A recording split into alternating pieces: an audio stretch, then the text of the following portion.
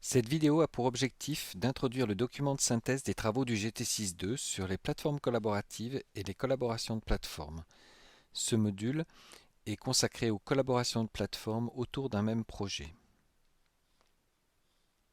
Le diagramme là représente de façon très simplifiée les quatre étapes clés pour nous d'une collaboration. C'est-à-dire qu'il va y avoir au départ un regroupement d'entreprises autour d'une vision, autour d'un projet, qu'il y a une contractualisation pour faire ce projet, que ce projet entraîne une forme de préparation entre les personnes qui se sont regroupées pour le faire, éventuellement une contractualisation avec d'autres groupes ou d'autres entités, et que la réalisation du projet amène à des ouvrages.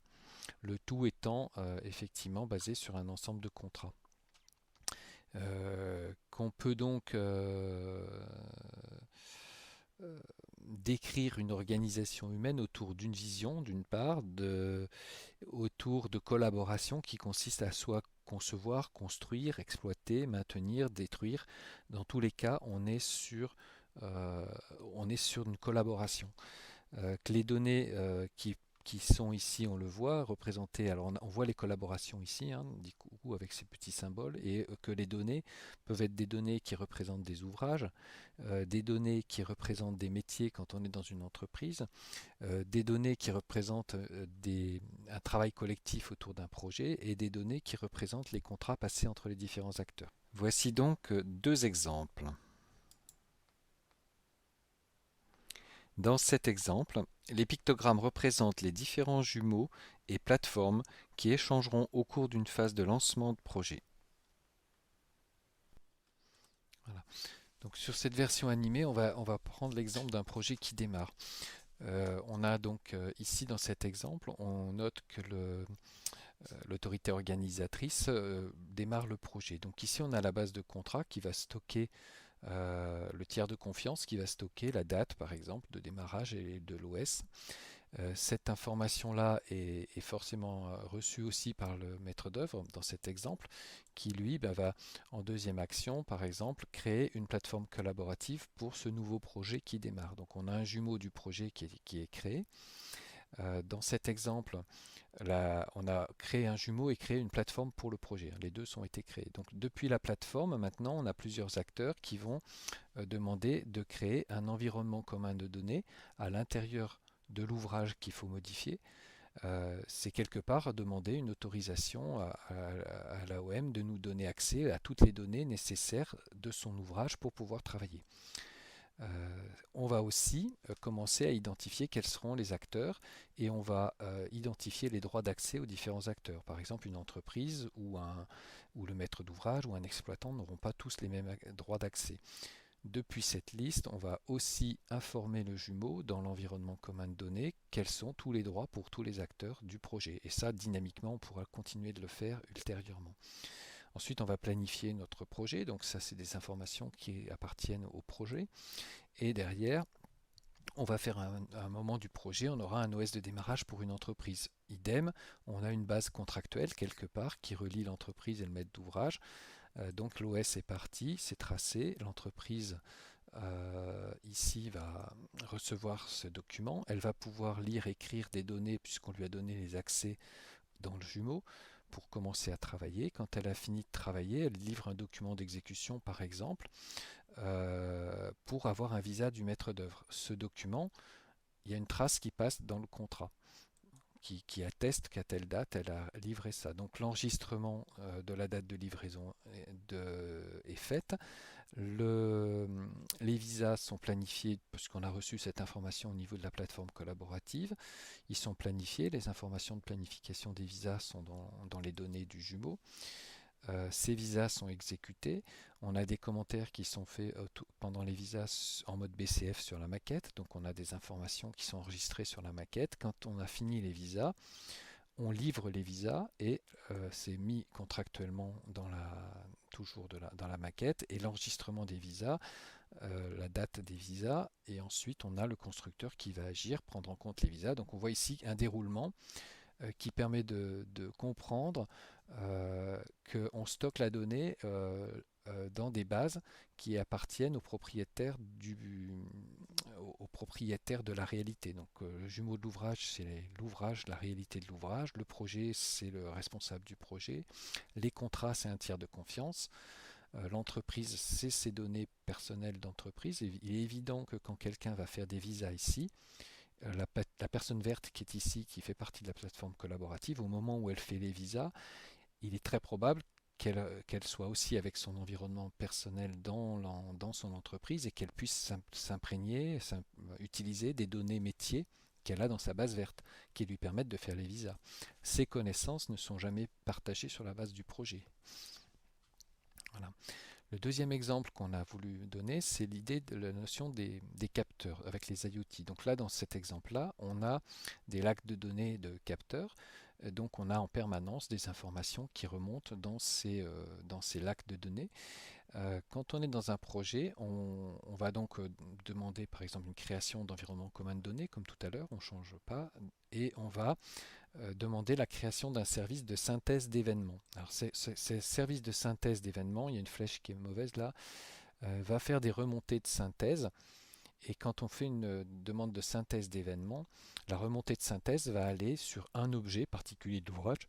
Et comme on avait ouvert un environnement commun de données pour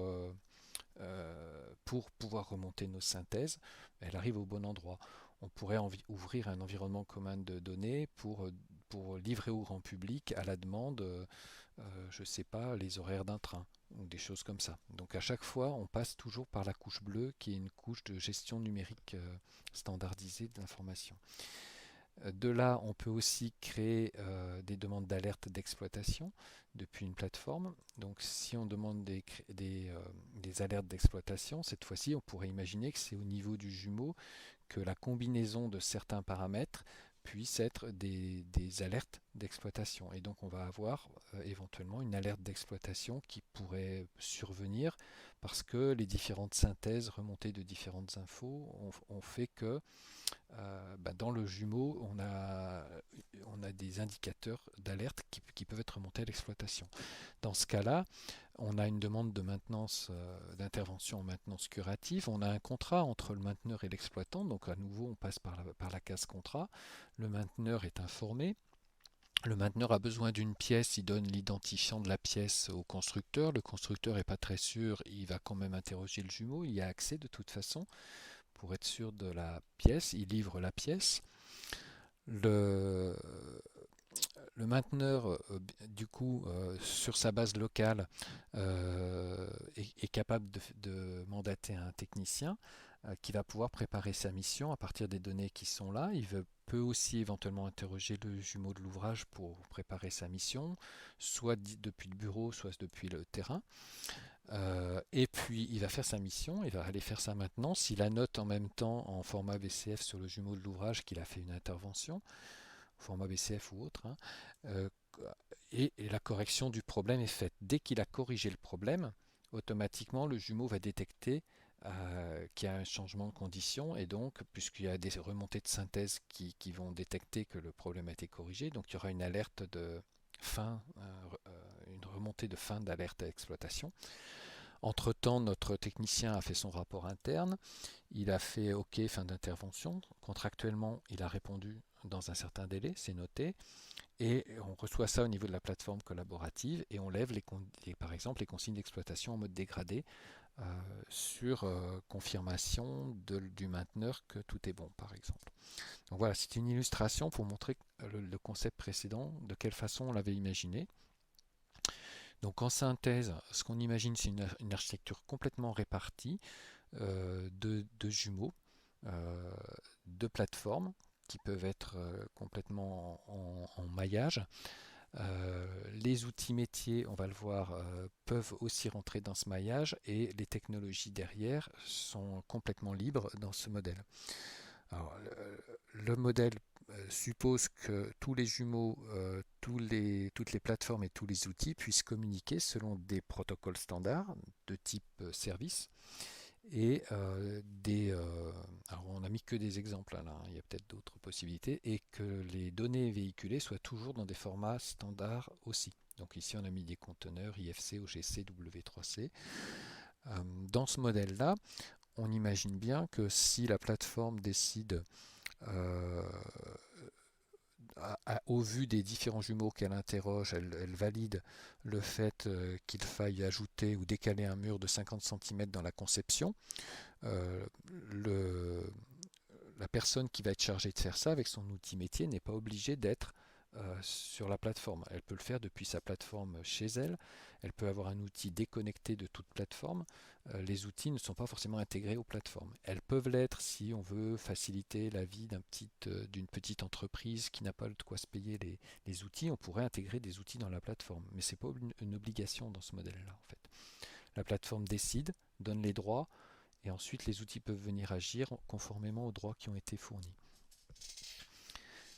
Voilà. Donc on rappelle qu'effectivement on navigue sur 5 grands modèles de jumeaux, des jumeaux d'ouvrage, des jumeaux métiers, plus en entreprise, des jumeaux projets, des tiers de confiance pour tout ce qui est contractuel et du big data pour tout ce qui va être données moins structurées et dont la gestion volumétrique, la question s'est posée tout à l'heure, j'ai entendu, voilà, est-ce qu'on stocke tout, qu'est-ce qu'on stocke, qu'est-ce qu'on garde, tout ça, ça peut se gérer aussi dans d'autres espaces.